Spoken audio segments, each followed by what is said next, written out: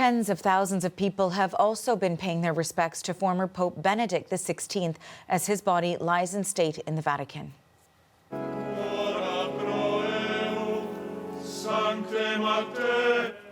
His body arrived at St. Peter's Basilica earlier this morning. Benedict will lie in state until Wednesday. Before his funeral on Thursday, Pope Francis will preside over the funeral, the first time a pope will be buried by his successor. Benedict died on Saturday at the age of 95.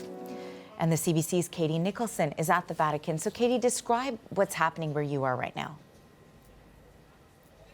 Well, hundreds of people have been streaming up and down these streets throughout the day. We just came from another entrance into the Vatican and just saw a tremendous line of people moving through. You have to go through metal detectors in order to actually get into the Basilica. And really, I think what's been most striking for us today is as we've spoken to people about what drew them here, overwhelmingly people say, oh, we're just tourists and not necessarily here, which is a bit surprising to pay last respects to Pope Benedict, who died on Saturday.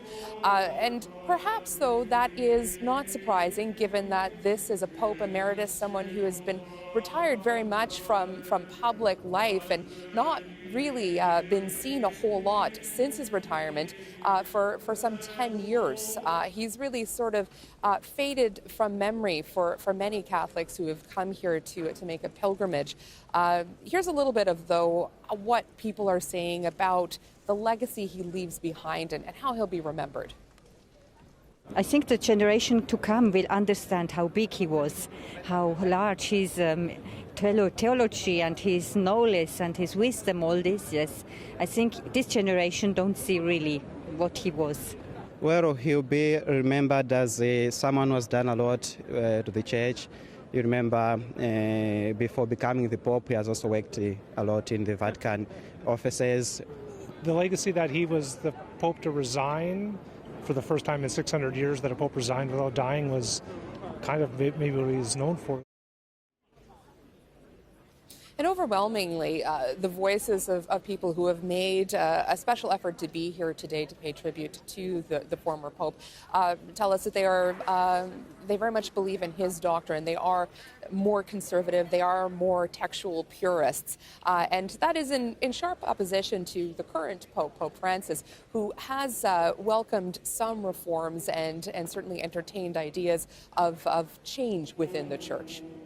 You know, Katie, you referenced there Benedict's legacy. Certainly so many have come to pay their respects, but Pope Benedict was also a controversial figure. So what then complicates his legacy? I mean, he was a complicated man from the start. When he first became a priest back in 1951, he was actually viewed as a liberal. And later, as he began to become a professor and he saw a great deal of unrest within universities in the 60s in Germany, he became uncomfortable with that and reverted back to conservatism. And he became the guiding force of the conservative movement within the Catholic Church, even getting the nickname God's Rottweiler.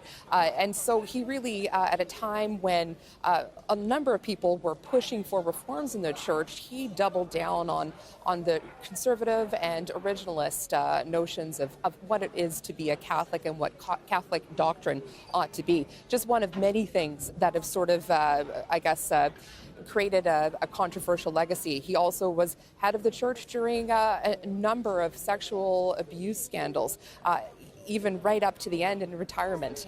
He was accused of, while he was in charge of the Church in Munich, being aware of investigations and allegations and doing very little. So these are things that are also complicating the memory of this former Pope. Thank you for this, Katie. That is the CBC's Katie Nicholson at the Vatican.